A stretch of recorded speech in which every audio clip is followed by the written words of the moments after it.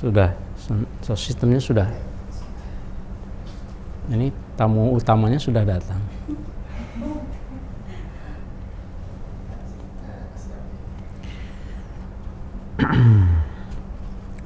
Bismillahirrahmanirrahim. Allahumma sholli wa sallim wa barik alaihi. Maulaya sholli wa sallim daiman abada ala habibika khairil khalqi kullihim lam yahtalim qattu taha mutlaqan abada wa ma tasa'aba aslan fi mada zamani.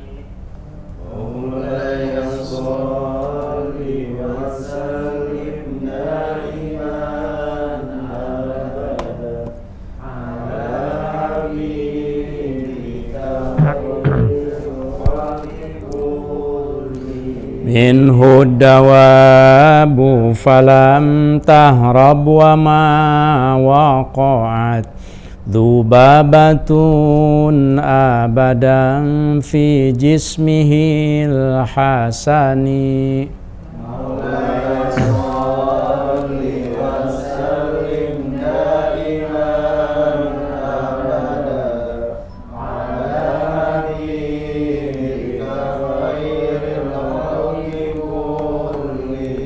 Bi khalfihi ka amamin ru'yatun sabatat wa la yura athru baulim minhu fi alani.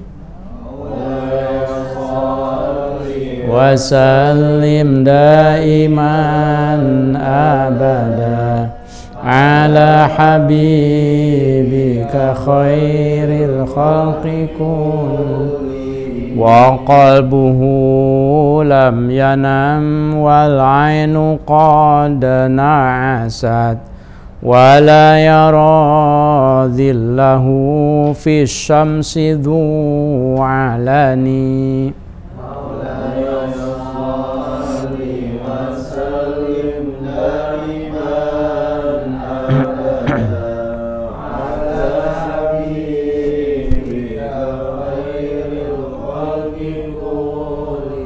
Katfahu qad alata qauman idza jalasu indal wiladati sifyadha bimukhtatani.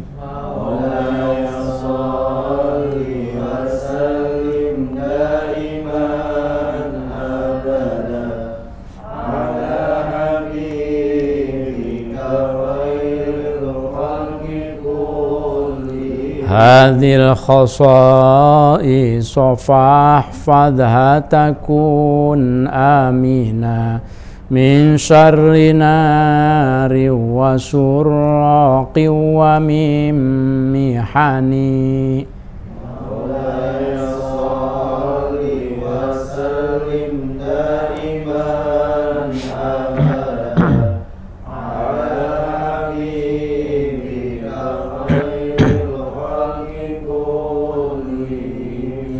Huwal habibul ladzi turja syafa'atuhu li kulli hawlim minal ahwali muqtahami.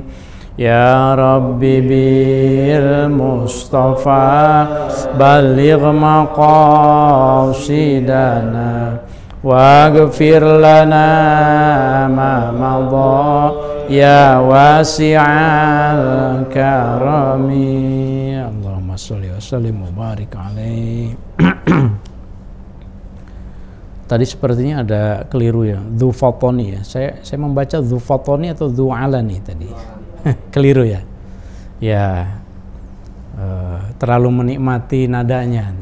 Fatoni alani, alani fatoni. Sampai lupa, baru sadar setelah selesai loh. wala yara dhillahu fi syamsi dzu fatani. Rasul itu bahkan bayangannya saja itu tidak bisa dilihat gitu sembarangan. Ini kan lam yahtalim ini menceritakan tentang kemuliaan Rasulullah Shallallahu Alaihi Wasallam, ya.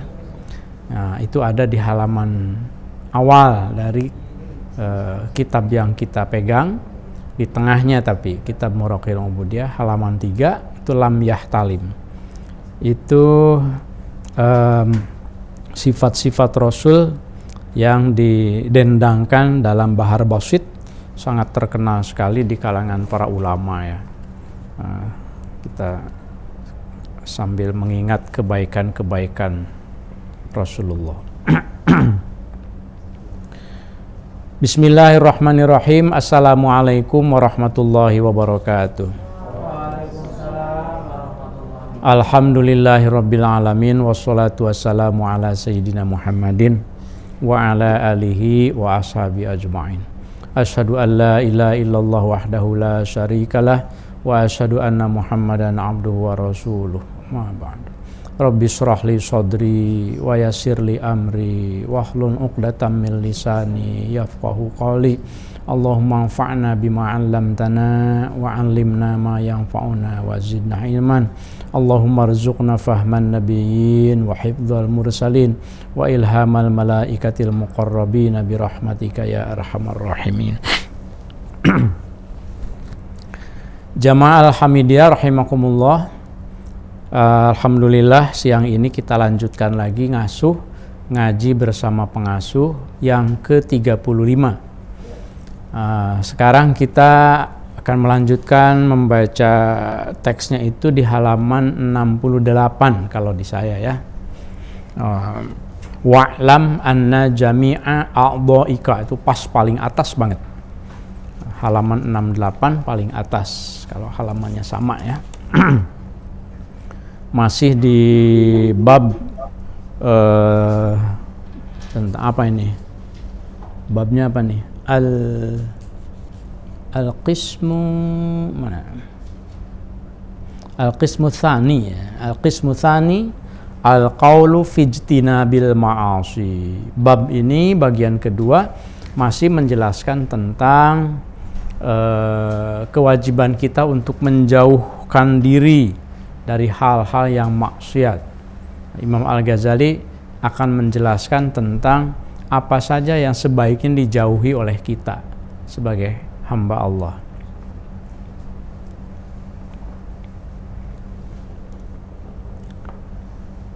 Bismillahirrahmanirrahim. Ila hadratin Nabil Mustafa Muhammadin Rasulillah sallallahu alaihi wasallam wa ala alihi wa ashabi wa azwaji wa dzurriyyati wa ahli baitihi wa ahli silsilatihi wa khususan ila muallif bidayatil hidayah hujjatil Islam Abi Hamid Al-Ghazali nafa'anallahu ta'ala bi wa bi ulumihi wa muallif Muraqil Ubudiyah al-alim al-fadil al-Syekh Muhammad Nawawi al-Jawi al-Bantani at-Tarari nafa'anallahu bihi wa bi ulumihi wa khususan ila muassis Ma'had Al-Hamidiyah Ki Haji Ahmad Syekh wa ibunya Syekh. Al-Fatihah. A'udzu billahi minasy syaithanir rajim. Bismillahirrahmanirrahim. Alhamdulillahi rabbil alamin arrahmanir rahim maliki yaumiddin. Iyyaka na'budu wa iyyaka nasta'in. Ihdinas siratal mustaqim. Shiratal ladzina an'amta 'alaihim ghairil maghdubi 'alaihim waladdallin. Rabbighfirli.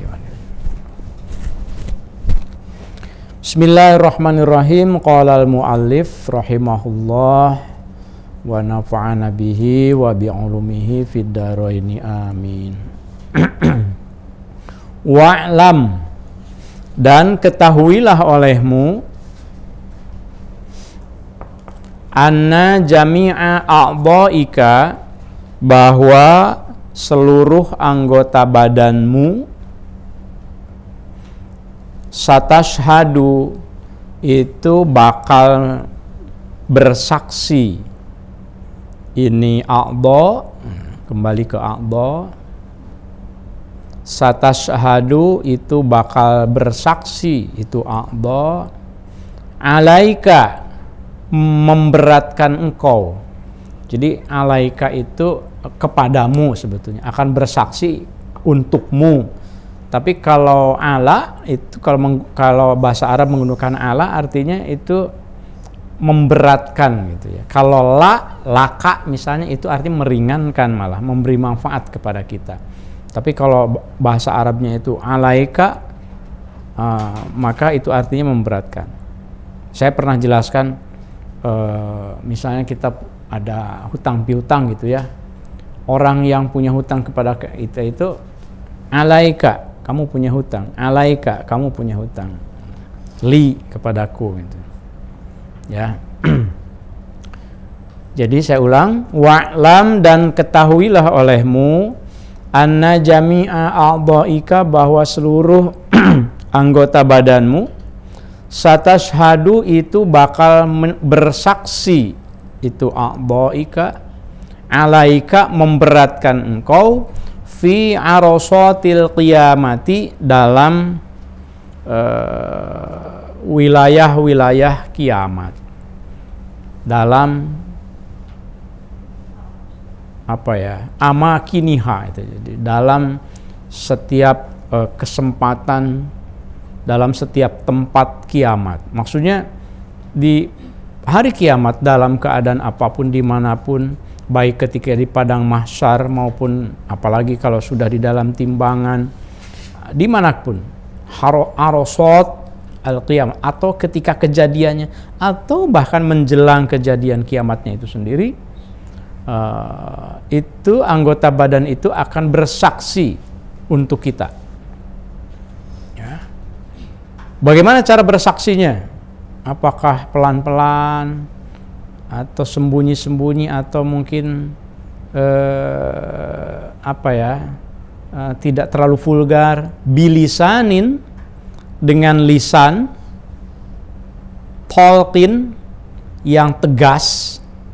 Tolkin itu tegas gitu ya, jelas. Dzaliqin, fasih, ya, dengan lantang. Jadi tolkin itu bisa lantang juga, tegas, lantang.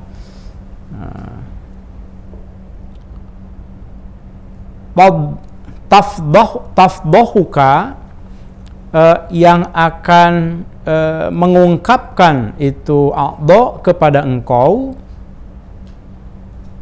Tafdahuka, akan menyingkap atau mengungkapkan itu a'dha, maksudnya anggota tubuh itu, ka, untuk engkau, bihi, dengan lisan itu, ala ru'usil khalaiqi, di depan para makhluk. Ru'us itu pokok, maksudnya utama, al-khalaik itu makhluk, jadi di depan para makhluk utama, di depan makhluk-makhluk yang bahkan kita hormati, a'yunihim. Anggota tubuh kita itu akan bersaksi untuk kita dengan sangat tegas, dan itu bisa menyingkapkan apa yang kita sembunyikan, bisa mengungkapkan apa yang ketika di dunia tidak kita ungkapkan, dan tidak di kamar mandi mengungkapkannya. Ala ru'usil khalaiqi, di depan semua makhluk. Mungkin juga di depan mertua kita nanti. Kalau malu kan kalau sama mertua ya suka jaga image ya. Ya. Tapi kalau nanti di yaumul qiyamah, ala ru'usil khalaiq. Siapa orang yang kita hormati, kita takuti di dunia misalnya? Mungkin kita tidak berani, suka sembunyi-sembunyi, tidak menyampaikan apa adanya. Tapi nanti itu, keburukan itu udah telanjang banget, telanjang bulat. Tidak ada yang disembunyikan. Ala ru'usil khalaiqi, di depan seluruh makhluk yang pokok. Maksudnya yang utama. Qala berfirman, Siapa Allahu? Allah Ta'ala Maha Tinggi Allah di dalam surat An-Nur. Yauma tashhadu alaihim alsinatuhum wa aydihim wa arjuluhum bima kanu ya'malun. Ya, surat An-Nur. Yauma tashhadu, pada hari bersaksi, alaihim, dan memberatkan mereka. Alaihim, memberatkan mereka. Apa yang bersaksi? Alsinatuhum, lidah-lidah mereka. Wa aydihim, dan tangan-tangan mereka. Wa arjuluhum, dan kaki-kaki mereka. Bersaksi atas apa? Bima, atas apa-apa. Kanu, yang ada mereka itu, ya'maluna, itu mengerjakannya. Perkataan yang mereka ucapkan, perbuatan yang mereka lakukan, itu semuanya nanti akan disaksikan oleh alsinat, oleh lidah kita, oleh tangan kita, oleh kaki kita, tanpa kita bisa mengontrolnya. Kalau sekarang kan bisa kan ngontrol ya. Saya nggak mau ngomong misalnya, ya udah diem ya. Bisa kita ngontrol. Tangan ini soal pilihan. Kita ini punya kasab menurut mazhab Asy'ariyah itu kan, manusia itu punya kasab gitu. Bukan segalanya itu tergantung Allah. Masa mau ngupil aja tergantung Allah misalnya? Enggak dong. Kita punya pilihan.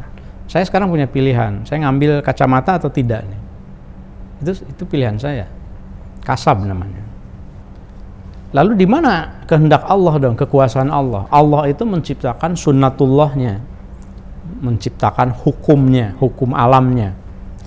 Kalau seandainya saya mengulurkan tangan, lalu saya jentikan dan saya ambil ini, maka ini akan terambil. Itu hukum alamnya. Ya. Kalau seandainya urat saraf saya sakit, kemudian kalaupun saya mengulurkan, sarafnya sakit secara sunnatullah, maka tidak akan bisa. Gitu.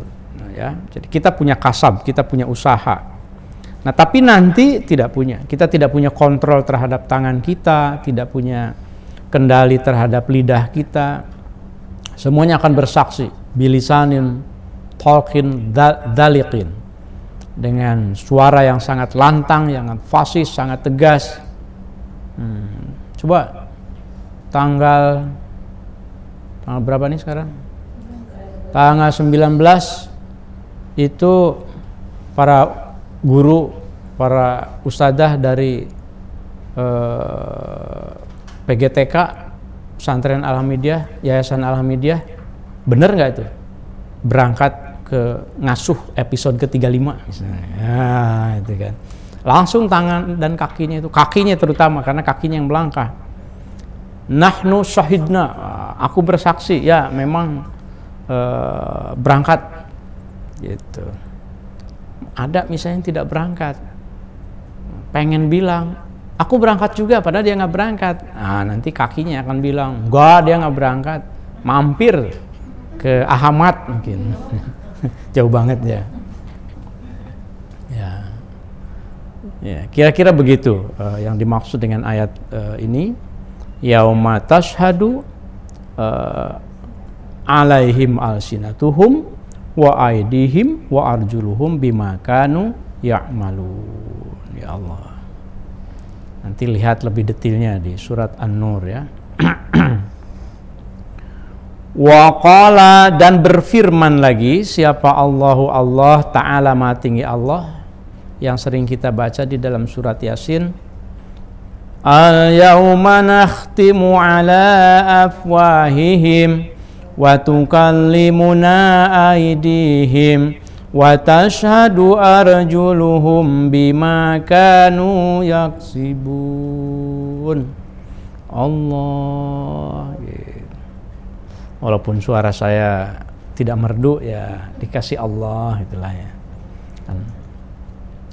Yauma al-yauma ya. Al-yauma pada hari ini. Kalau al-yaumnya itu dibaca fathah, al-yauma itu artinya bitakdiri fi. Seolah-olah di dalam kata itu ada fi, yakni fil yaumi. Gitu ya. Namanya dzorob. Dzorob zaman. Al-yauma pada hari itu, karena ada alif lam berarti ini ma'rifat. Ma'rifat itu artinya sesuatu yang sudah diketahui, sudah jelas. Dalam bahasa Indonesia itu apa ya ma'rifat itu? Kan ada ma'rifat, ada nakiroh ya.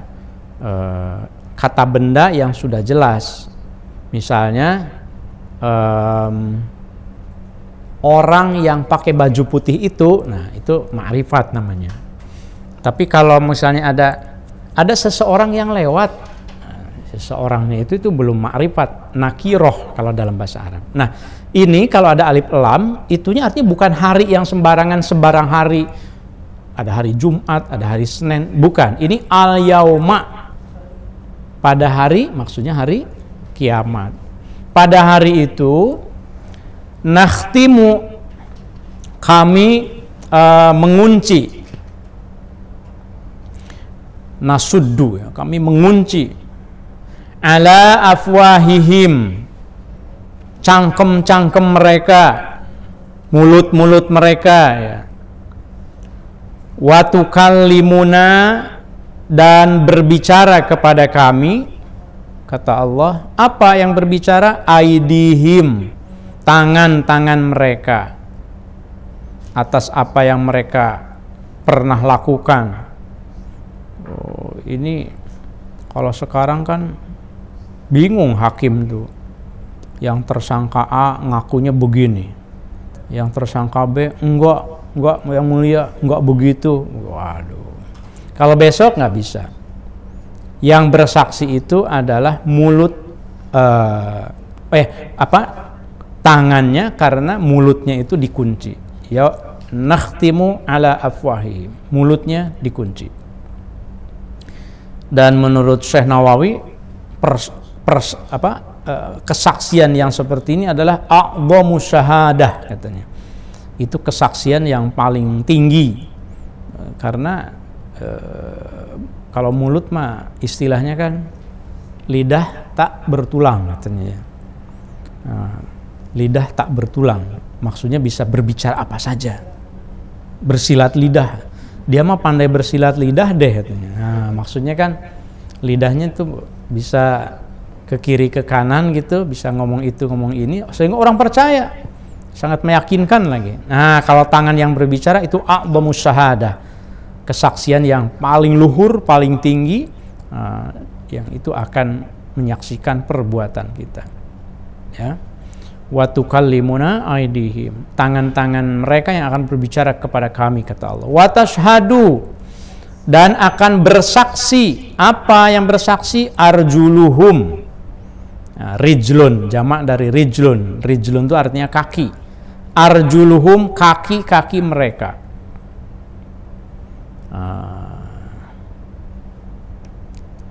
Kaki mereka akan bisa berbicara dengan kalam yang amat sangat jelas, bikalamin bayyin, sangat jelas, menyaksikan atas apa yang mereka lakukan. Wa tashhadu, dan bersaksi apa? Arjulum, kaki-kaki mereka, bima, atas sesuatu, kanu, yang ada mereka, orang-orang yang maksudnya yang dijelaskan di dalam ayat sebelumnya itu, yaksibuna, itu beraktivitas gitu, atau melakukan. Yaksibuna itu melakukan. Jadi kalau diterjemahkan secara keseluruhan itu, pada hari ini kami akan menutup, akan mengunci mulut-mulut mereka, dan tangan mereka akan berbicara, kaki mereka akan bersaksi atas apa-apa yang telah mereka lakukan. Gitu.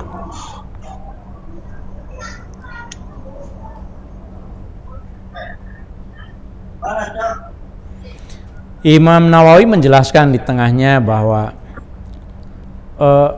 maksudnya mengunci itu bisa jadi annallaha ta'ala yuskitu alsinatahum wa yuntiqu jawarihahum. Nah, maksudnya begitu. Allah membuat lidah mereka itu keluh, tidak bisa berbicara, dan anggota tubuhnya itu yang berbicara. Jadi dibalik begitu ya.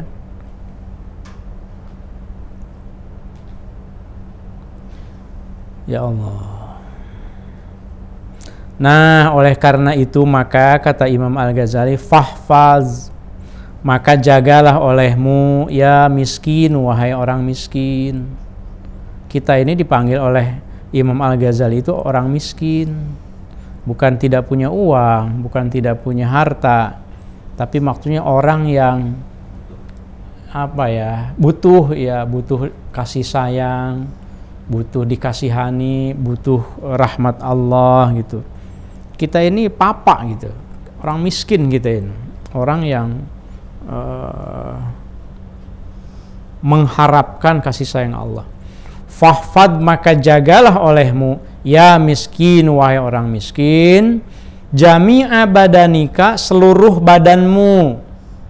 Dijaga dari apa? Minal ma'asi, dari perbuatan-perbuatan maksiat.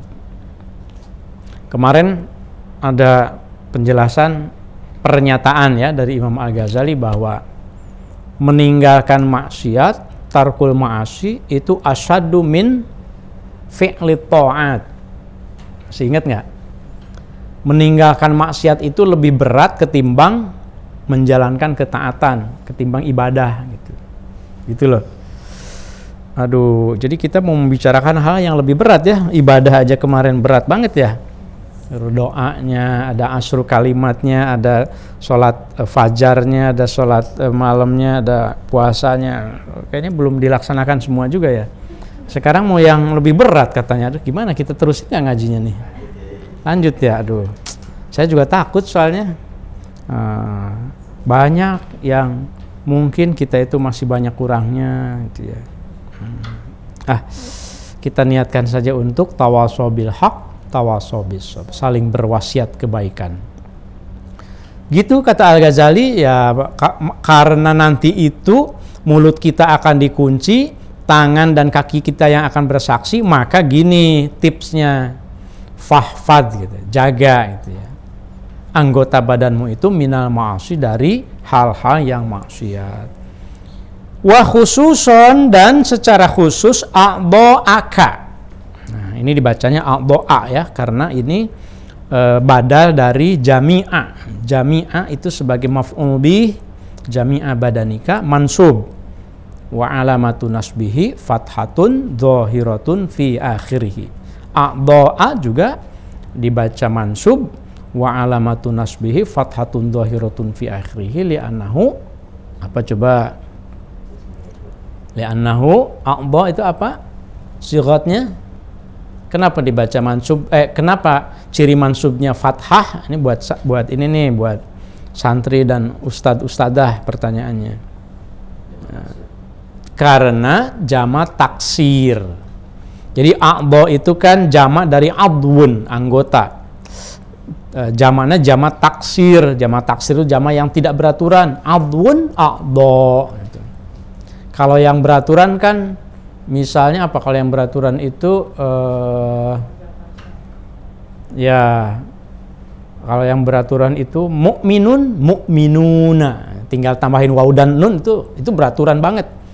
Kalau jamak mudzakkar salim itu pokoknya tambahin waw dan nun di ujung, itu pasti plural namanya.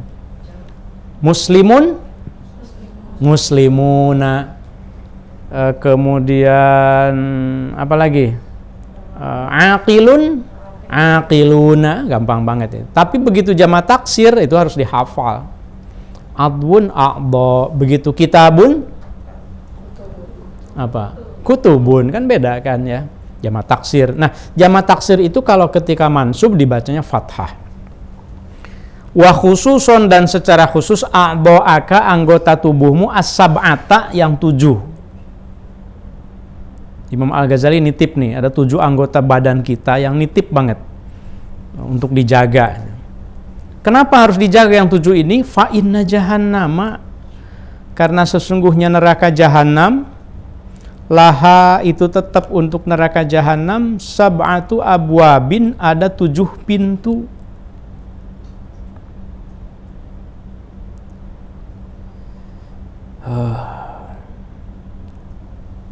Ada 7 pintu katanya. Likulli babin, itu tetap untuk setiap pintunya itu, minhum, kelewat nggak? Betul ya.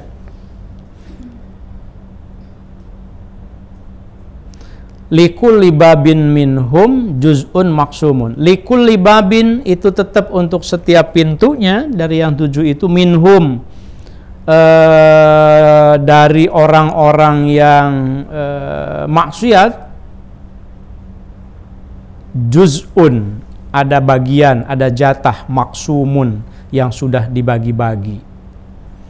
Ada 7 pintu katanya. Duh, kalau bicara pintu surga mah enak ya.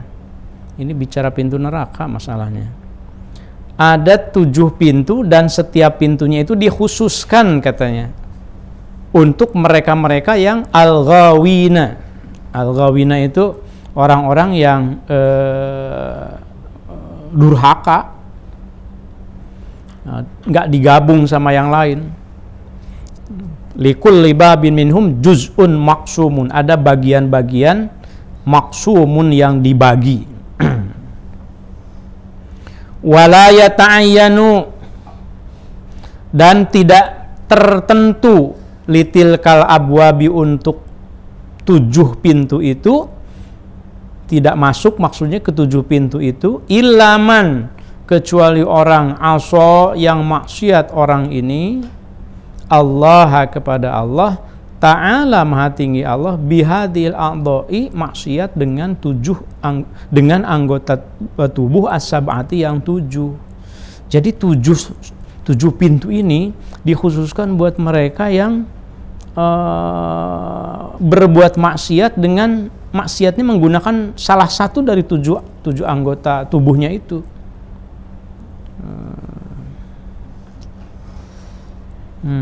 Kalau baca penjelasannya di tengahnya itu menambah pengetahuan kita. Syekh Nawawi banyak menjelaskan ya di tengahnya, tapi saya tidak akan bacakan. Ada hadis-hadisnya juga tentang 7 pintu ini juga dijelaskan oleh Rasulullah SAW.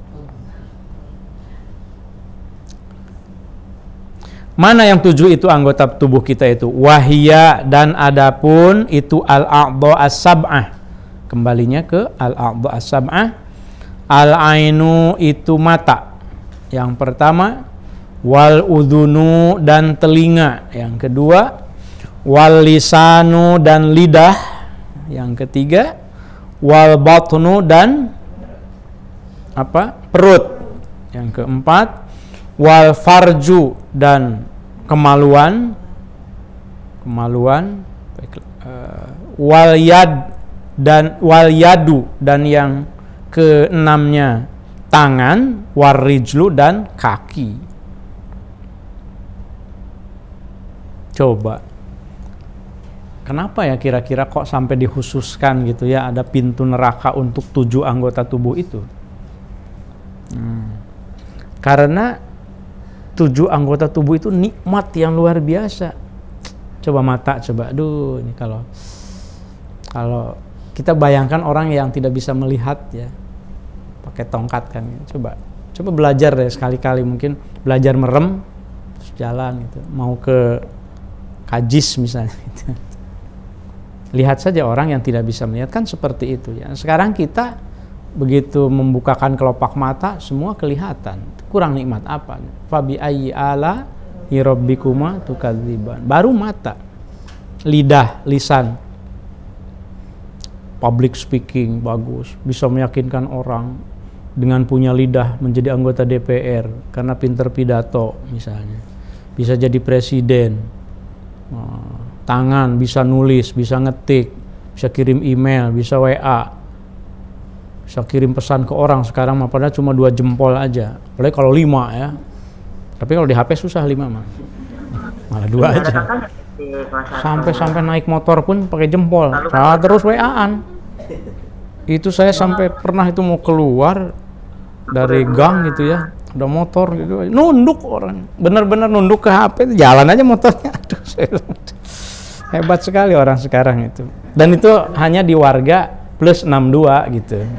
Di Indonesia maksudnya. Kalau di luar negeri ya dilarang, langsung ditangkap mungkin. Kita mah apa aja bisa ya. Orang Indonesia itu kreatif memang. Tapi itu nikmat gitu, tangan nikmat, perut nikmat. Coba kalau ada orang nggak punya perut gimana? Ya, ada nggak yang nggak punya perut? Ada kan bayi yang tidak punya perut, bayi yang perutnya dibagi 2 juga karena dempet misalnya kan ada juga. Ada orang yang tidak punya kemaluan sampai harus operasi gitu ya, tidak punya alat untuk membuang kotoran, atau kakinya putus misalnya, atau tidak punya kaki. Ada itu sejak lahir ada yang begitu. Ada yang tidak punya, mau bicara itu juga nggak bisa, ya Allah. Jadi itu mengapa kata Syekh Nawawi, kenapa dikhususkan kalau itu dipakai untuk maksiat itu, kenapa? Itu karena kullu wahidin min hadhihi ni'matun yajibu ala sahibiha ada syukrihi. Wajib menggunakannya itu untuk mensyukuri nikmat Allah itu. Keterlaluan gitu. Udah dikasih kenikmatan yang tak ternilai. Kalau dijual berapa coba mata? Ginjal aja sampai jadi rela membunuh ya. Di mana itu di Sulawesi ya? Tadi Sulawesi betul. Ada anak yang karena baca di internet, di Facebook, siap membeli ginjal manusia dengan harga tinggi, maka dia rela membunuh orang tuanya. Ya pokoknya membunuh gitu ya, karena ingin ngambil ginjalnya. Karena alasannya untuk membantu orang tuanya. Katanya. Ini tersesat. Ingin bantu orang tua tapi dengan cara yang sesat. Ya. Imam Al-Ghazali kemudian menjelaskan satu persatu. Amal ainu, adapun mata, fa innama khuliqat, maka sesungguhnya diciptakan itu al-ain, taknya kembali ke al-ain.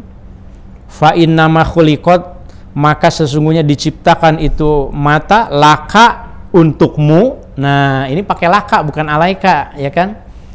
Berarti apa? Manfaat maksudnya. Laka itu manfaat buat kamu. Kalau alaika itu kan memberi madarat gitu. Memberatkan, betul. Kalau mata untuk kita kan meringankan. Apa ada orang yang merasa keberatan punya mata? Ya Allah, ambillah mataku, aku repot nih misalnya. Ada nggak kira-kira gitu? Mungkin kalau matanya 5 gitu. Matanya ada 5 mungkin ya akan berdoa, ya Allah kebanyakan di mata saya, ambil gitu. Tapi kan tidak ada. Semuanya itu laka. Fa inna ma khuliqat, maka sesungguhnya diciptakan itu al-ain, itu mata laka, manfaat buat engkau, litah tadia, supaya engkau memberikan petunjuk, biha dengan mata itu, litah tadia, ihtada yahtadi, litah tadia supaya engkau mendapat petunjuk, ihtada yahtadi, mendapat petunjuk, litah tadia supaya engkau mendapat petunjuk, biha dengan mata itu, dengan al-ain, fidzulumati, dalam kegelapan-kegelapan. Mata itu kan untuk mendapatkan penerangan ketika kita dalam kegelapan. Kalau dalam gelap ya buka mata, ya adalah kelihatan. Tentu harus ditambah cahaya. Itu secara harfiah. Ya, secara harfiah kan seperti itu. Watasta'ina, dibaca watasta'ina itu wawunya atof ke litah tadia. Watasta'ina, dan supaya engkau bisa meminta bantuan biha dengan mata itu fil hajati, dalam kebutuhan-kebutuhan. Dua tuh manfaat yang kedua. Yang pertama tadi untuk bisa melihat dalam kegelapan. Yang kedua untuk membantu ketika kita punya kebutuhan. Banyak banget kebutuhan yang dibantu oleh mata. Ya, kebutuhan, kalau saya ya sebagai akademisi, ya saya butuh baca artikel, saya butuh membaca buku, saya butuh macam-macam deh kalau saya. Orang yang mungkin guru juga sama itu ya. Orang yang bahkan tukang beca pun ya sama juga, kalau nggak bisa melihat kan tidak bisa isti'an, tidak bisa minta tolong, minta bantuan dengan matanya. Wa tanzura, dan supaya engkau memandang, walitanzura, berarti nyambung ke litah tadi ya, lamnya lita'lil. Wa tanzura, dan supaya engkau bisa memandang biha, dengan mata itu, ila ajaibi malakutil ardi, pada keajaiban kerajaan bumi, wassamawati, dan langit. Lihat bintang, lihat hamparan indah sungai, lihat lautan, itu semuanya kan kita sampai suka liburan, bahkan kan hanya untuk melihat, memandang yang hijau-hijau itu kita liburan gitu, bayar hotel, bayar penerbangan segala. Itu ingin apa? Ingin melihat, refreshing katanya. Ingin nyampe ke sana cuma melihat misalnya matahari terbit gitu kan. Kayak di Dieng kemarin kita ya. Itu kan sekedar untuk melihat sunrise. Kemudian sorenya melihat sunset gitu, matahari terbenam. Karena ada keindahan, memang keindahan itu yaitu surga bagi mata gitu ya. Jadi itu yang disebut dengan ajaib malakutil ardi wassamawati, keajaiban kerajaan langit dan bumi. Itu mengapa ketika ada keindahan-keindahan yang kita lihat, Al-Quran mengajarkan kita mengucapkan apa? Rabbana ma khalaqta hadza batila subhanaka faqina adzabannar. Maha suci engkau ya Allah, betapa indahnya melihat lautan di malam hari ada lampu-lampu. Rabbana ma khalaqta hadza batila, ya Allah Tuhan kami, engkau tidak ciptakan ini dengan sia-sia, kira-kira gitu. Subhanallah. Itu yang ketiga. Yang keempat, wa ta'tabiro, dan supaya engkau bisa ngambil pelajaran, i'tibar. Ayat tata'adza wa tatadzakkaro. Ta'tabiro itu ngambil pelajaran. Bima, atas apa-apa, fiha yang ada di kerajaan langit dan bumi itu, minal ayati, yakni ayat-ayat. Ayat-ayat itu bukan hanya ayat-ayat Al-Quran saja, tapi tanda-tanda yang dimaksud ayat ini, tanda-tanda kebesaran Allah atau tanda-tanda yang menunjukkan keesaan Allah. Gitu kata Imam Nawawi, supaya engkau bisa ngambil pelajaran dari keajaiban langit dan bumi itu, bisa mengambil pelajaran dengan bisa melihatnya itu. Pelajarannya apa? Mengetahui minal ayati, tanda-tanda keesaan Allah. Coba kalau seandainya di langit dan di bumi itu Allahnya ada lebih dari satu, yang satu pengen ukuran langitnya itu mungkin tingginya sekian ribu ketinggian, yang satu enggak, ini enggak cocok buat saya, berantem. Mungkin pengen Tuhan yang satu itu bikin lautannya lebih banyak, kata Tuhan yang satunya lagi enggak, daratan lebih banyak. Kan berantem. Itu mengapa di dalam Al-Quran Allah mengatakan laukana fihima aluhatun illallah lafasadata. Itu jelas di dalam Al-Quran kan. Kalau saja di langit dan di bumi ada Tuhan selain Allah, lafasadata. Itu ada dua otoritas, tidak boleh. istilahnya itu tidak boleh ada dua matahari kembar. Sama di dalam manajemen organisasi juga begitu. Tidak boleh ada dua otoritas yang mengurusi satu hal yang sama dan dua otoritas itu bertabrakan. Itu nggak boleh itu. Kalau direktur utama ya satu direktur utama. Kalau ada yang lainnya wakil. Gitu. Nggak boleh ada presiden, dua presiden, ya nggak bisa. Yang satu wakil presiden. Kepala pengasuh nggak boleh ada dua. Yang ada wakil kepala pengasuh gitu ya. Kan begitu kan? Nggak boleh ada dua matahari kembar. Yang satu pengen jadi matahari, yang satunya lagi matahari. Dua-duanya matahari. Maka organisasi sama seperti bumi dan langit akan hancur. Fahfadha, ya. Fahfad maka jagalah olehmu ha itu apa? Al-ain, kembali ke al-ain, mata. Fahfad maka jagalah olehmu ha itu mata an arba'in dari 4 perkara. Ada 4 nih larangannya. Antanduro, yang pertama engkau memandang biha dengan mata itu ila ghairu mahramin, pada yang bukan mahramnya. Dipandang, dinikmati, dengan syahwat, dengan itu nggak boleh itu. Dibayang-bayangkan. Antanduro biha ila ghairi mahramin. Bedakan antara mahram dengan muhrim ya. Mahram, muhrim. Nah, nanti kapan-kapan kita jelaskan bedanya. Tapi di sini yang dimaksud ini mahram. Ajnabi, yang boleh dinikahi mahram itu. Ya, orang lain. Ajnabi itu orang lain. Istri kita ya mahram. Ghair mahram maksudnya. Ajnabi, orang lain. Tapi ketika umroh jadi muhrimnya.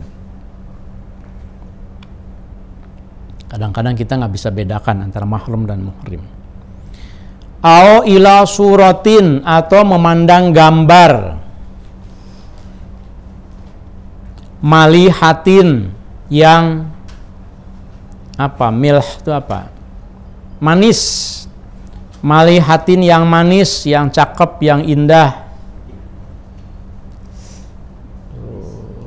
Di kamarnya dipasang Marilyn Monroe. Apa? Oh, beda angkatan ya. Saya contohnya BTS dengan orat yang kemana-mana. Wah, tiap malam dipandang. Nah, itu juga jangan. Walaupun itu kertas sebetulnya kan. Kan kertas kan. Secara fikih ya disentuh juga nggak batal. Secara fikih. Nah, tapi kalau penuh imajinasi, megang tiang masjid aja bisa maksiat gitu. Kalau penuh imajinasi, masjidnya itu dianggap dipeluk begini, sampai kemudian naudzubillah summa naudzubillah ya. Itu satu, terlalu ya. Wala bisyahwati nafsin, dan yang kedua jangan dipakai untuk apa nih? Wala bisyahwati nafsin, dan jangan dengan syahwat nafsu, syahwat, nafsu syahwat.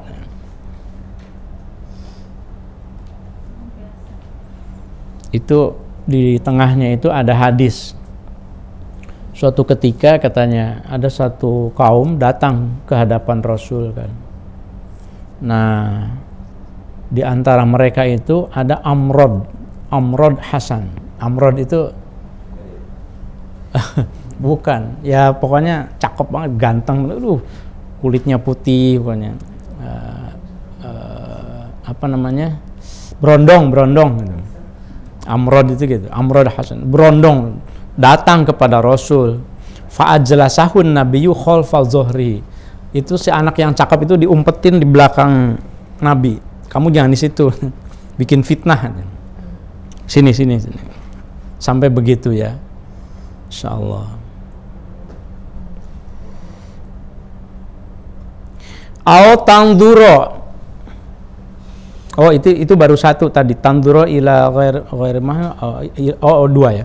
Au tanzuro, atau kamu memandang, melihat, biha dengan itu al-ain, kembali ke al-ain, ila muslimin, memandang orang muslim ini mah, tapi bi'ainil ihtiqari, dengan pandangan yang meremehkan.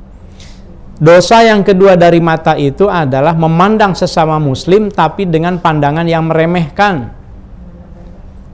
Kamu ilmunya itu belum apa-apa, udah kayaknya ini nggak ada apa-apanya nih. Padahal sesama muslim. Ke non muslim juga nggak boleh, apalagi ke sesama muslim. Ini dosa besar dari mata juga rupanya. Cuma mandang aja, autangzuro biha. Jadi nggak mengucapkan apa-apa, dia cuma mandang aja. Terus dalam hatinya,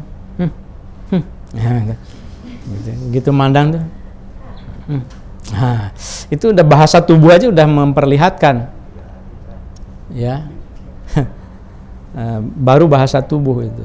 Belum ngomong apa-apa itu udah dosa itu. Karena bi'ainil ihtiqar. Ihtiqar itu meremehkan gitu ya. Menghinakan. Apa sih bahasanya kalau perundungan dengan itu? Body shaming bukan? Body shaming itu gimana sih? Ngejek juga ya. Kan nggak mukul juga kan? Body shaming ya. Iya kan? Nah, gitu, meremehkan, melecehkan.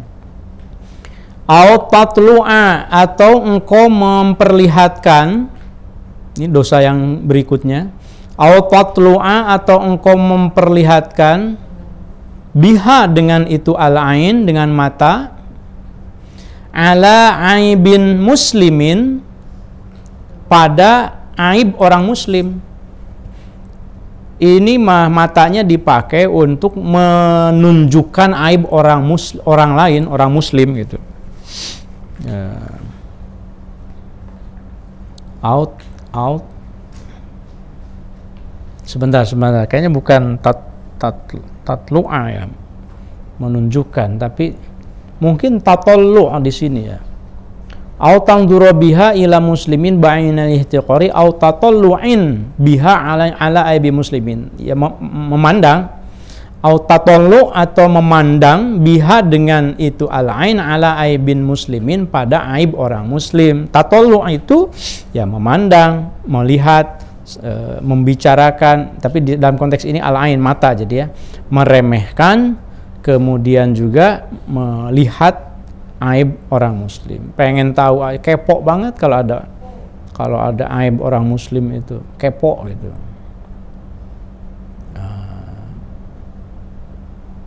Gitu ya. Insyaallah nikmat sih, nikmat ya punya mata, tapi potensi dosanya banyak banget. Harus merem terus begini, merem gitu. Insyaallah. Ada nazam di situnya. Kullul hawadis mabda'uha minan nadri wa ma'dhamun nari min mustasgharis syarari. Setiap kejadian itu awal mulanya dari pandangan, dan api neraka yang paling tinggi itu dari keburukan yang kecil sebetulnya. Yang kecil dianggap kecil dari pandangan mata. Tapi itu dari sisi buruknya. Kalau kita ini lagi ngutip lagi yang manis-manisnya, bahwa pandangan itu an-nadhru nisful hifdzi misalnya. Memandang itu adalah separuh dari menghafal. Berarti kalau begini optimis nih.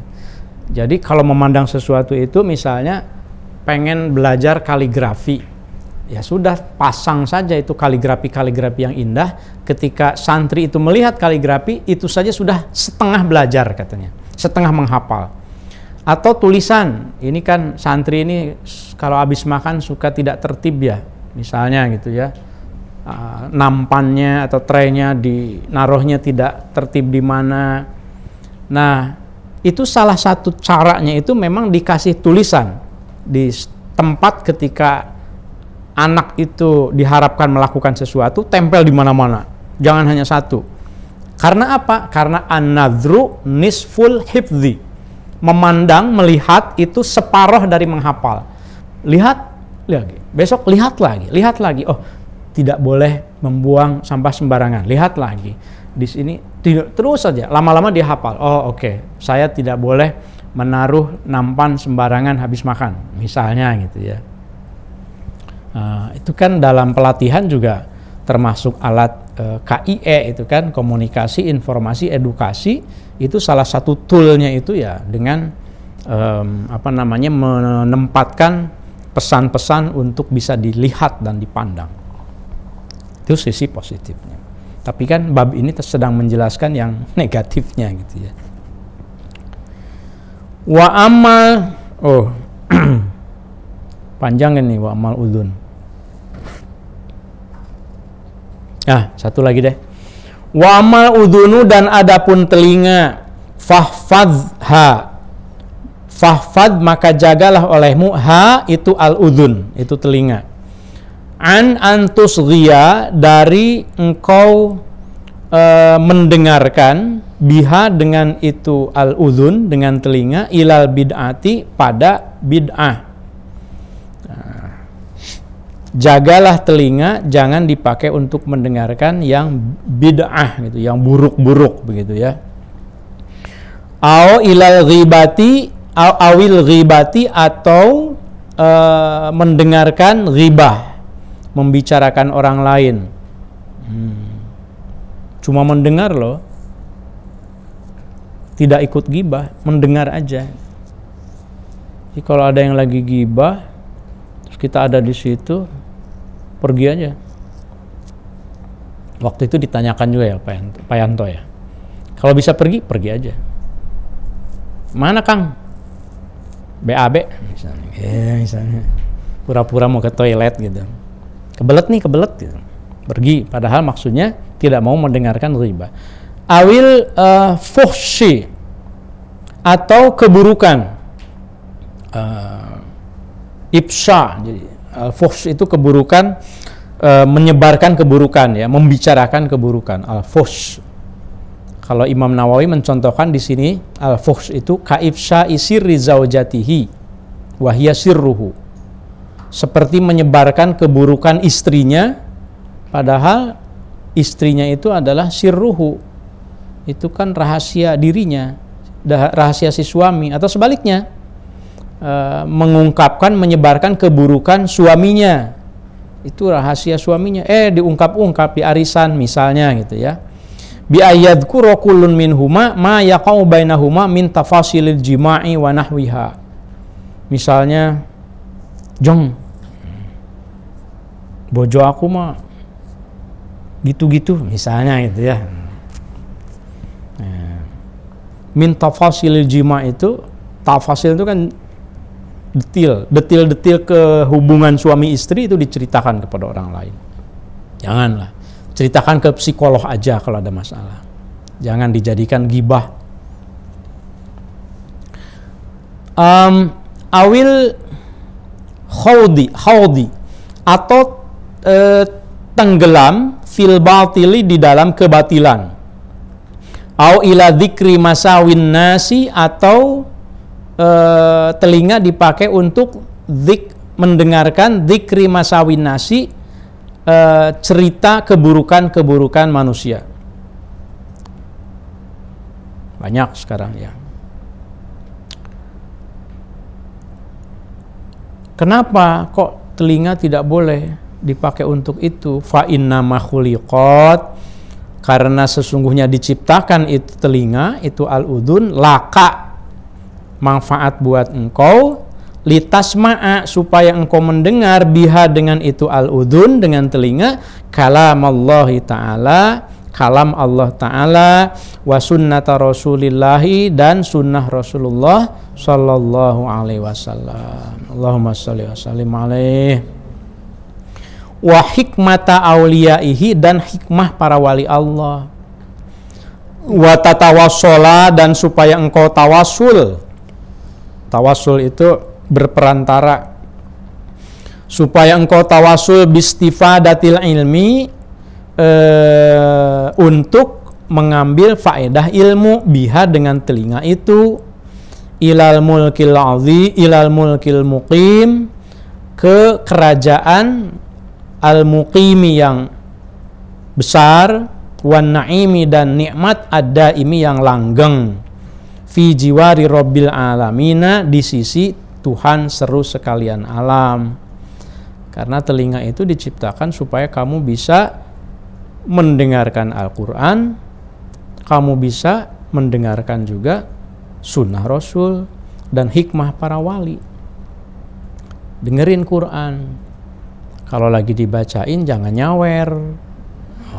Kan begitu ya, kan udah jelas, wa idza quri'al Qur'an fastami'u lahu wa ansitu. Ini mah lagi ada qari'ah baca Quran, merdu suaranya, naik ke panggung, diselipinlah uang di jilbabnya di sini, megang-megangnya juga udah batal kan ya. Gimana kok bisa kejadian begitu ya? Dulunya budaya ada anak kecil. Dulu di kampung saya juga ada. Baca Quran di musola itu. Oh, pengen ngasih ini si bibinya atau ini tetangganya itu, ih kamu pinter banget ya, disawer gitu. Tapi itu jadi budaya ketika ada qori juga, udah dewasa juga. Dan itu ternyata bukan hanya di Indonesia, di Pakistan, di mana ada juga rupanya. Ada yang lebih beradab, ya sudah ngasihnya itu ke kotak amalnya gitu. Ini mah sini qori yang laki-laki pakai topi haji, di sekelilingnya tuh uang. Yang bikin kita ini yang viral kemarin itu kan qori'ah kan, perempuan, uangnya di iniin ke jilbabnya gitu. Sampai menghalangi matanya, udah dicopot, dipasangin lagi. Terus selfie begini ya Allah. Tuh Iki pasti marah itu. Ya. Ustazah Linda itu di Iki pasti marah itu, para qori'ah. Gimana gitu rasanya gitu ya. Ya. Budaya itu harus jangan berbenturan dengan norma agama. Jelas kok di Qur'annya, kalau Qur'an sedang dibacakan, dengarkan, diam. Kan begitu jelas. Dengarkan, diam. Nah, ini jelas kan kata Al-Ghazali, litasma'a biha kalamullah ta'ala. Tawasul yang kedua supaya engkau bisa tawasul untuk berilmu. Seperti hari ini, alhamdulillah telinga kita ini dari tadi kan ya terdengar kan suara saya toh. Itu karena apa? Karena punya telinga ini. Terdengar kemudian nyatet itu ustadzah saya lihat nyatet, tangannya bergerak, matanya bergerak, telinganya juga mendengarkan, itu insya Allah pahalanya udah berlipat-lipat ya, amin ya Allah, amin ya. Itu namanya tatawassul gitu. Engkau berwasilah dengan telinga itu bistifadatil ilmi.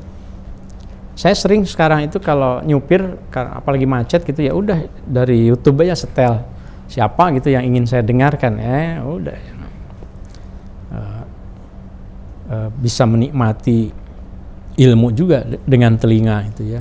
Ya kadang-kadang lagu juga sih, dengerin lagu bosen gitu. Tidak selalu dakwah tiap saat tuh bosen juga dong. Ada lagunya dikit-dikit mas selingan gitu ya, supaya nggak bosen gitu. Iya, jangan kering. Terakhir, faida usghita, maka kalau engkau asghaita, faida asghaita, maka kalau engkau melakukan biha dengan telinga ini ila syai'in pada sesuatu minal makarihi yang makruh soro, maka jadilah sesuatu itu kana yang ada sesuatu itu laka awalnya baik buat engkau, alaika menjadi buruk buat engkau. Nah di sini ada lagi tuh laka alaika. Kalau nggak paham bahasa Arab susah tuh, gimana laka alaika kok sama-sama kepada. Nah laka itu baik buat engkau, alaika. Jadi kalau engkau mendengarkan sesuatunya minal makarih soro, maka akan jadi sesuatu kana yang ada sesuatu itu laka awalnya baik buat engkau, alaika menjadi buruk buat engkau.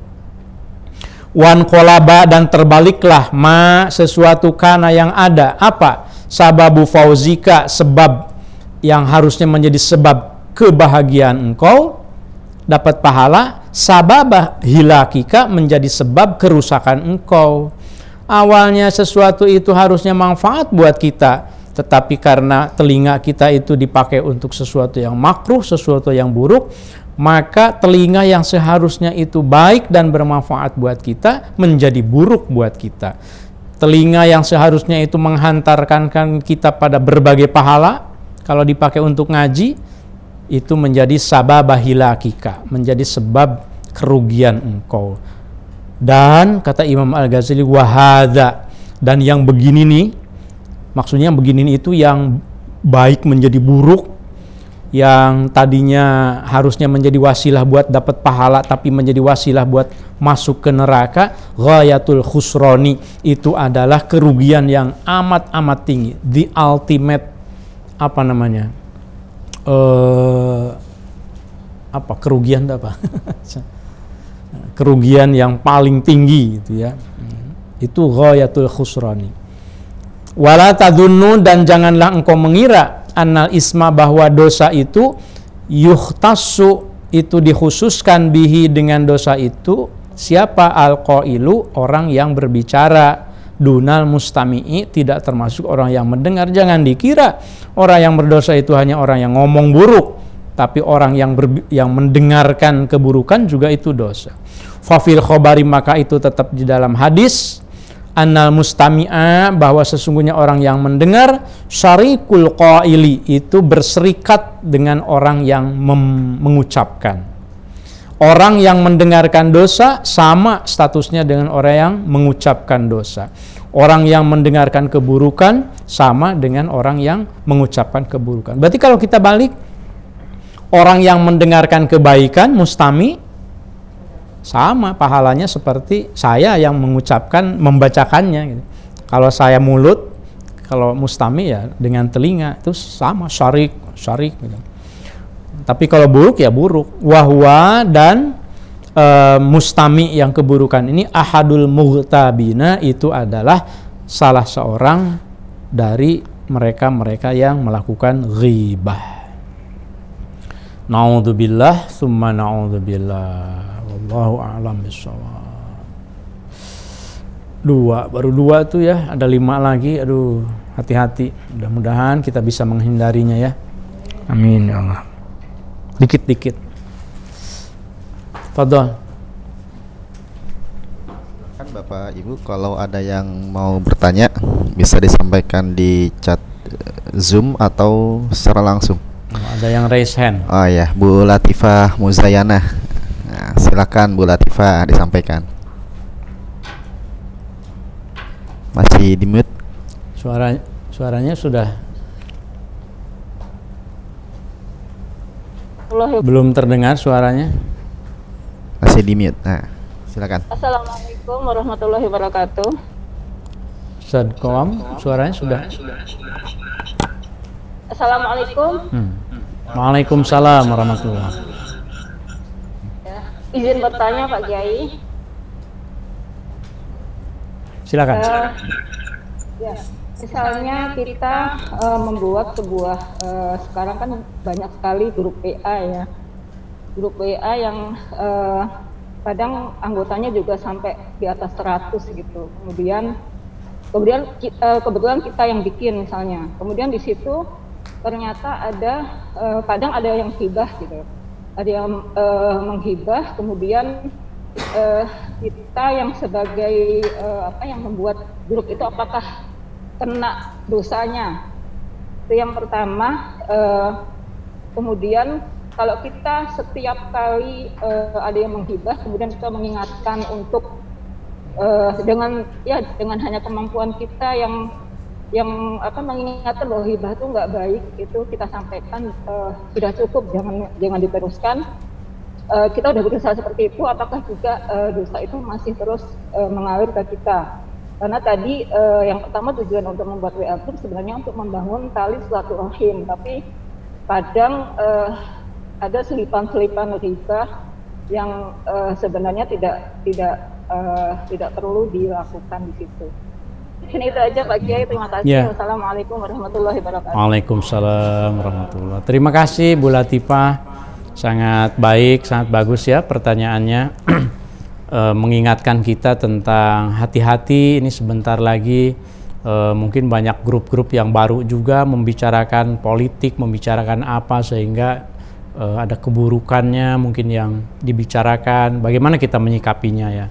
Karena kan pengalaman sebelumnya dulu juga begitu, ketika ada pilpres, ada pilkada, itu kan pilihan orang beda-beda. Nah, di situ orang banyak yang terjebak pada membicarakan keburukan-keburukan orang lain begitu ya, entah keburukan calon yang dicalonkannya, maksudnya lawan dari yang dicalonkannya, atau antar temannya sendiri.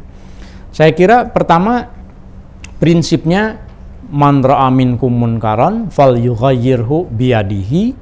Barang siapa yang melihat kemungkaran, mengetahui kemungkaran ada di grup misalnya, ya yang pertama-tama ya falyughayyirhu biyadihi, kita harus bisa mengubahnya dengan otoritas kita. Kalau kita admin, kasih peringatan. Jadi harus bikin sistem. Saya juga banyak grup, banyak banget. Apalagi setelah saya masuk ke Alhamidiyah, grupnya itu luar biasa. Saya udah diingatkan sih sama Ustadz Suma sebelumnya.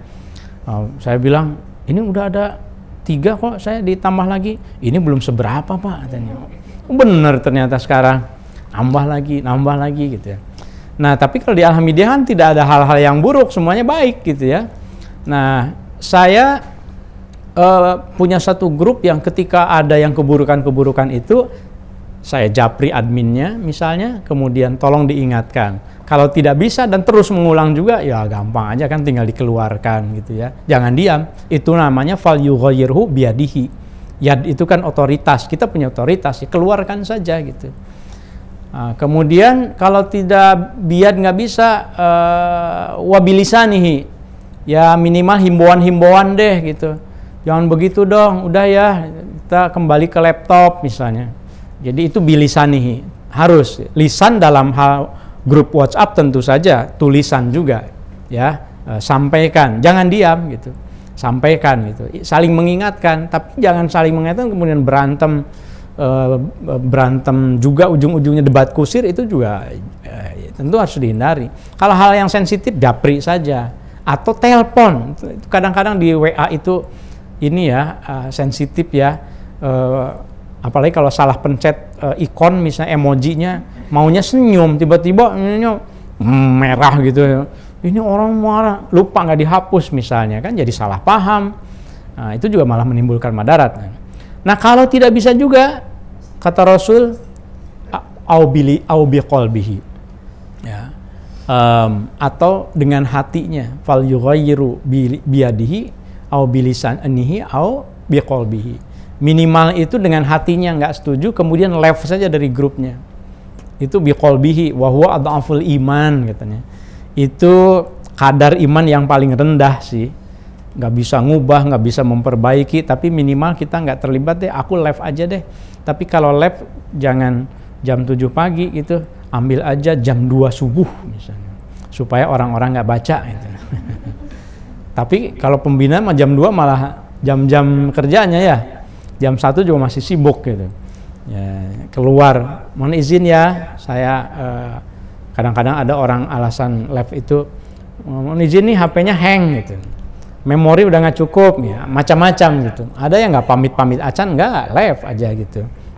Itu kira-kira kalau digambarkan di dalam dunia maya atau dunia medsos seperti WhatsApp sekarang gitu. Kalau pertanyaannya apakah ketika kita sudah memperingatkan atau kita sudah live juga tapi masih saja seperti itu, padahal kita yang bikin grupnya, apakah dosanya itu jadi jariah ke kita? Enggak lah. Laha ma kasabat wa 'alaiha maktasabat. Ya masing-masing dong. Ya, masing-masing.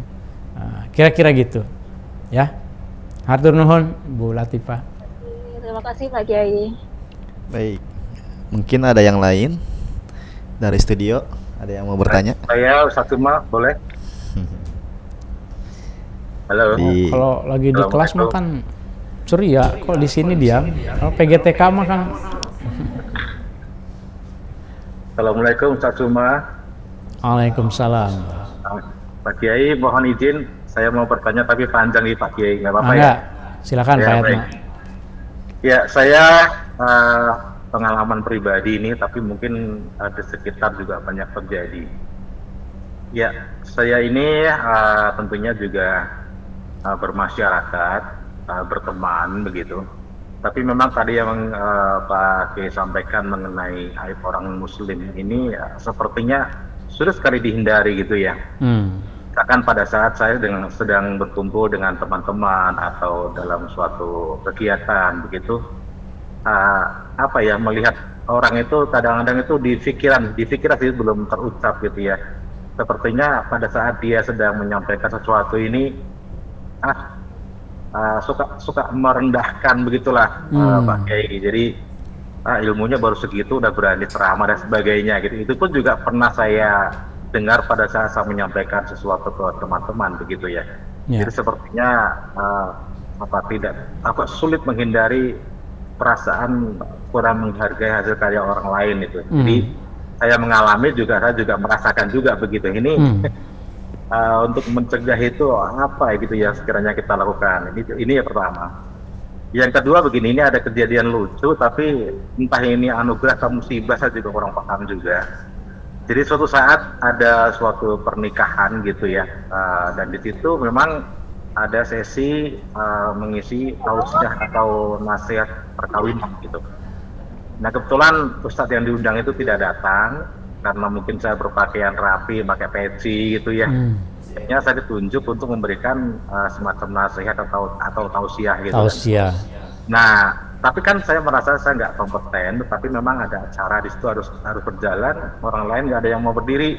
Mereka semuanya melihat ke saya, itu mungkin karena penampilan saya mungkin meyakinkan sih ya. Karena batu akiknya juga mungkin. Pakai koko sama peci gitu Pak Kiai, dikiranya Pak Haji, Pak Kiai silakan. Duh, ini siapa yang dipanggil Kiai? Saya bukan Kiai, saya bukan Haji, tapi matanya semuanya ke saya gitu kan. Ya mau tidak mau kan saya harus berdiri dan saya sampaikan apa yang saya bisa. Namun memang kebanyakan tidak ada yang saya sampaikan, hanya sedikit lah gitu yang saya tahu gitu. Nah, habis itu saya tuh merasa sangat bersalah gitu. Ya Allah, kenapa ini kan bukan porsi saya, tapi kenapa saya ditunjuk orang-orang seperti ini? Makanya tuh ini pasti saya kadang-kadang tuh habis itu saya pengen buru-buru pergi gitu, tapi justru mereka malah terima kasih Pak Ustadz, terima kasih Pak Haji, Pak. Aduh, ya Allah ini terlalu tinggi banget itu. Jadi malah saya merasa diri saya itu pasti terlalu rendah. Kenapa orang menganggap seperti itu? Kadang ada yang seperti itu. Makanya ini yang seperti itu gimana Pak Kiai? Saya tuh sampai sekarang masih kepikiran tuh, walaupun kejadiannya belum lama sih, kemarin pas libur itu ya. Nah itu saya sampai sekarang tuh, ya Allah ini apa saya mesti bertobat gimana ini dengan kondisi seperti ini gitu. Mohon pencerahannya Pak Kiai. Terima kasih. Assalamualaikum warahmatullahi wabarakatuh. Waalaikumsalam warahmatullahi wabarakatuh. Terima kasih Pak Yatno. Banyak pengalaman ini Pak Yatno ini. Ya, apalagi karena kumisnya meyakinkan gitu kan, dengan kopiah dengan batu akiknya kan yang besar. Jadi ya pantaslah disebut dianggap kiai kan gitu ya. Nah, oke, baik. Yang pertama saya kira memang respect itu adalah kata kunci ya. Saya pernah menyampaikan di Alhamdulillah itu dalam acara apa saya lupa waktu itu, bahwa kunci dari interaksi antar sesama kita termasuk di kantor itu adalah satu kata saja, respect. Respect itu hormat. Hormat, bukan berarti hormat itu berlebihan, tapi respect. Pimpinan, doktor, profesor, kiai, bunyai, apapun orang yang ketika ketemu dengan CSO misalnya, ketemu dengan security, ketemu dengan siapapun, itu respect itu tidak boleh hilang. Nggak boleh hilang. Itu yang tadi malam saya nitip ke para pembina, jati diri. Jati diri santri. Saya panggil semua pembina itu, nyicil gitu ya. Saya nitip supaya santri yang lulus dari sini itu punya jati diri. Jati diri itu dia mau pinter, dia mau kuliah, dia mau tidak kuliah, dia mau S1, S2, S3, tapi yang namanya jati diri itu melekat pada diri. Nah, salah satu jati diri kita sebagai muslim itu respect. Jadi jangan pernah Anda merasa pintar, kemudian maksudnya jangan pernah merasa berpendidikan paling tinggi atau jabatan paling tinggi, kemudian tidak respect ke yang bawah. Atau sebaliknya, gitu ya. Kalau hilang respect ya sudah, ihtiqor jatuhnya itu. Kalau Imam Al-Ghazali kan menyebutnya itu kan bi'ainil ihtiqar, pandangan menyepelekan. Itu artinya nggak respect gitu.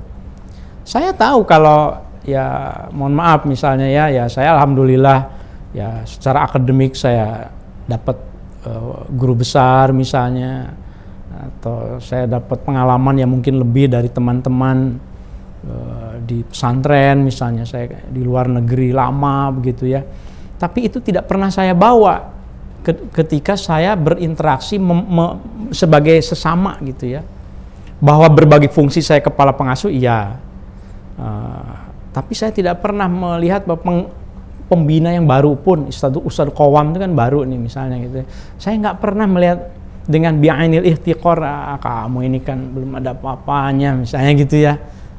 Dan itu akan kelihatan dari bahasa tubuh kita. Kalau orang itu tidak respect, itu memang membuat kita tidak nyaman. Kalau orang Sunda mah someah gitu. Orang someah tuh gitu. Jangankan ke santri pun, santri kita itu kita harus respect loh. Harus respect, jangan mentang-mentang santri cuma terus ketika salaman sama kita jangan. Saya kadang-kadang juga mungkin karena kebiasaan saya disalamin, saya giniin, saya tarik lagi ke diri saya, bukan digini-giniin.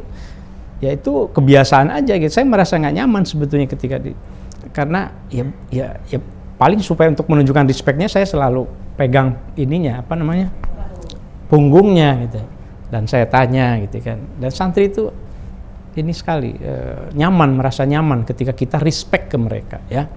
Jadi kuncinya di respect lah ya Pak.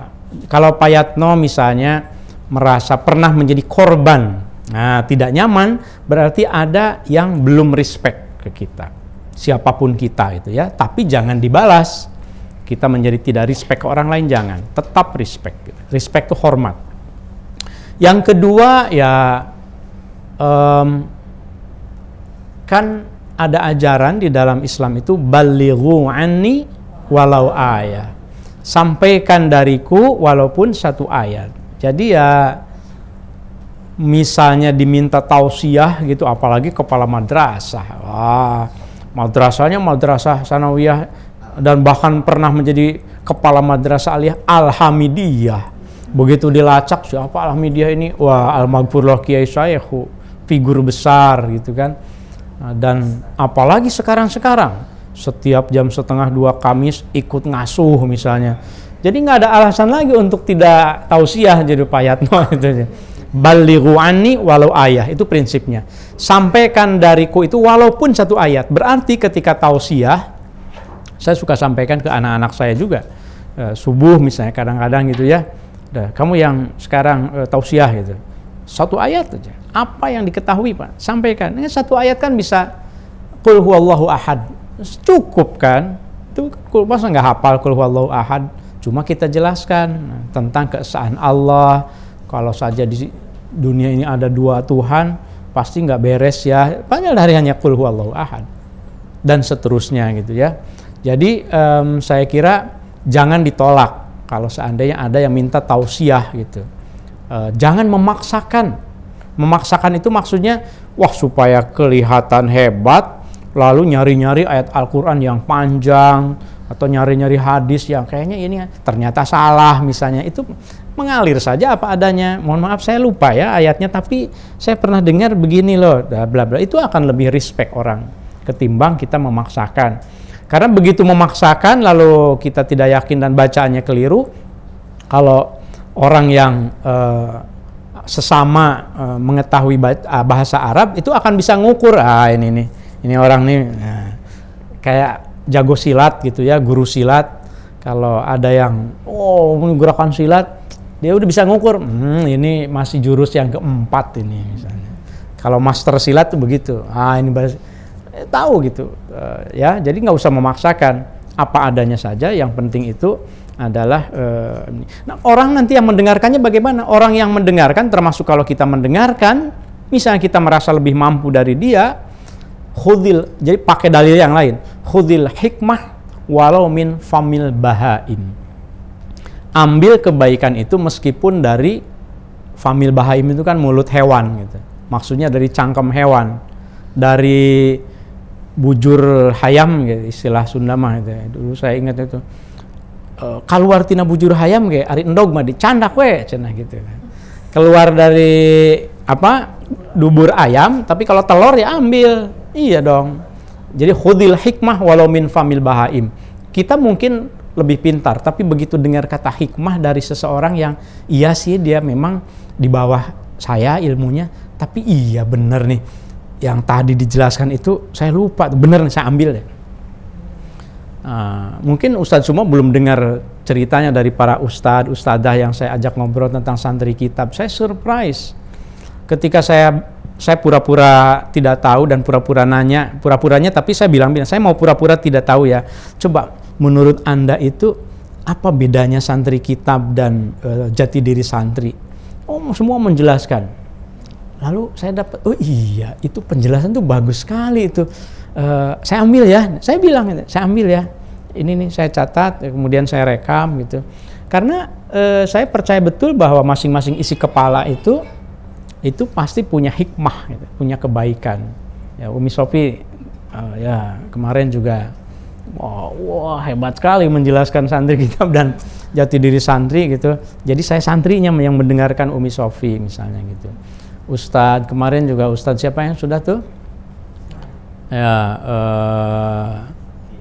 Ustadz Zaki, Ustadz Syukur, ada Ustadz Fatah, Ustadz Mun'im. Wah pokoknya udah ada 8 Ustadz yang keren-keren gitu ya. Alhamdulillah, Alhamidiyah ini punya banyak yang bisa mengatakan kebaikan. Jangan pernah tidak respect, meskipun mungkin sekali lagi sekolah kita lebih tinggi misalnya, jangan pernah tidak respect kepada mereka yang sekolahnya itu lebih rendah dari kita ya. Masing-masing kita diberikan hikmah oleh Allah. Saya kira begitu. Terima kasih atas pertanyaannya juga karena menstimulus saya untuk menjelaskan kebaikan-kebaikan yang lain ya. Atur nuhun Pak Yatno. Iya Pak. Oke, terakhir di terakhir ada. Room ada nih dari Bunda Ida. Oh iya. Dari Assalamualaikum Kiai, ini ada kejadian viral yang tentang kepala negara disebut sebagai Fir'aun. Nah itu menurut Kiai tanggapannya bagaimana? Ya, Waalaikumsalam warahmatullahi Bunda Ida ya. Kejadian yang lagi viral tentang kepala negara yang disebut sebagai Fir'aun gitu ya. Pertama, setiap orang itu mungkin melakukan kesalahan, itu ya. Setiap orang itu, karena al insanu mahalul khata wan nisya. Kadang-kadang kita itu tersulut oleh situasi, kemudian kita mengucapkan sesuatu yang buruk, yang salah misalnya gitu ya. Bisa jadi begitu. Jadi setiap orang melakukan kesalahan. Yang kedua, kalau orang itu sudah mengaku salah, ya kita juga tidak bisa terus-terusan menyalahkannya, kecuali kalau orang itu tidak mengaku salah. Ya kita sama-sama tahu ini kan ada Cak Nun yang mengatakan seperti itu gitu ya. Cak Nun sendiri sudah bilang, anggap saya sedang kesambet katanya gitu ya. Kan begitu beliau bilang ya. Ya, mohon maaf, anggap saya sedang kesambet gitu. Itu yang kedua. Yang ketiga, yang bijak itu apa yang disampaikan oleh guru kita semuanya, Gus Mus.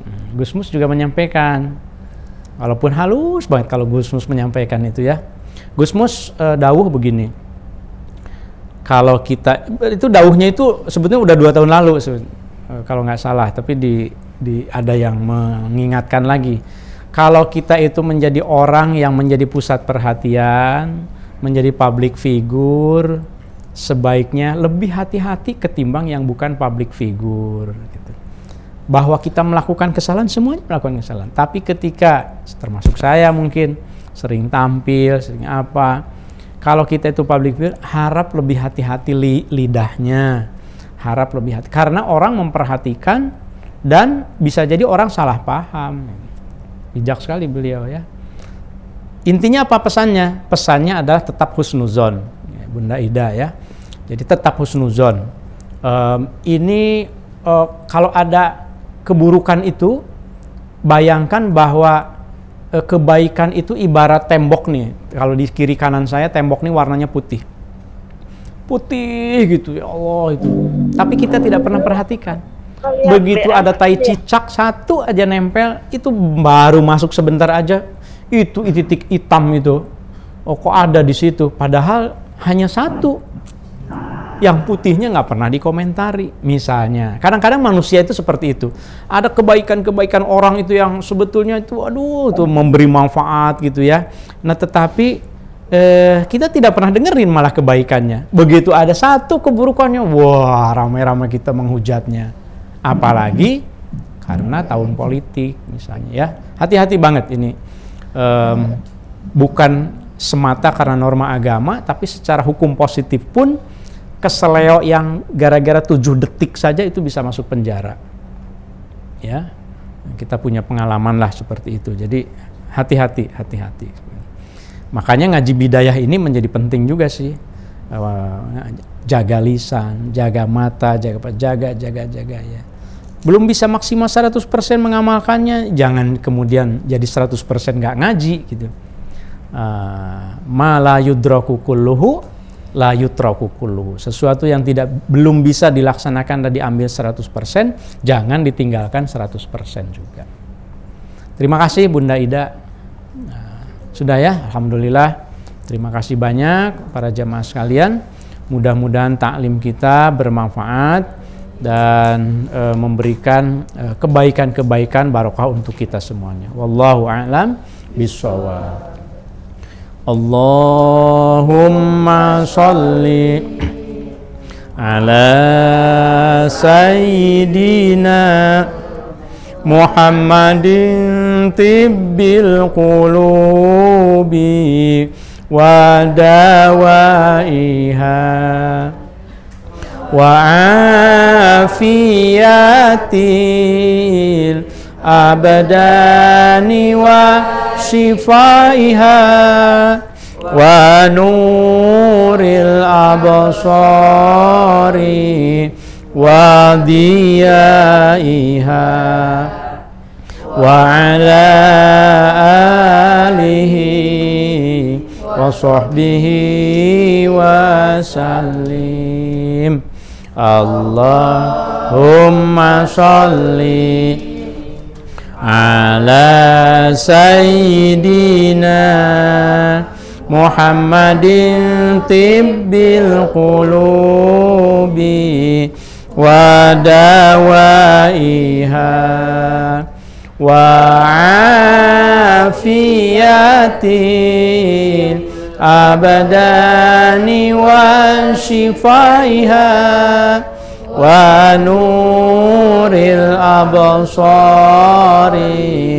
wa diyaiha wa ala alihi wa sahbihi wa sallim.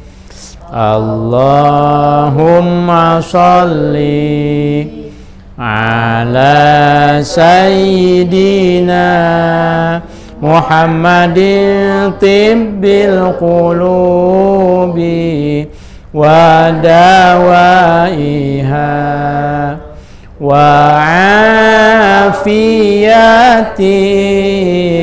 abdani wa shifaiha wa nuril absari wa diyaiha wa ala alihi wa sahbihi wa sallim.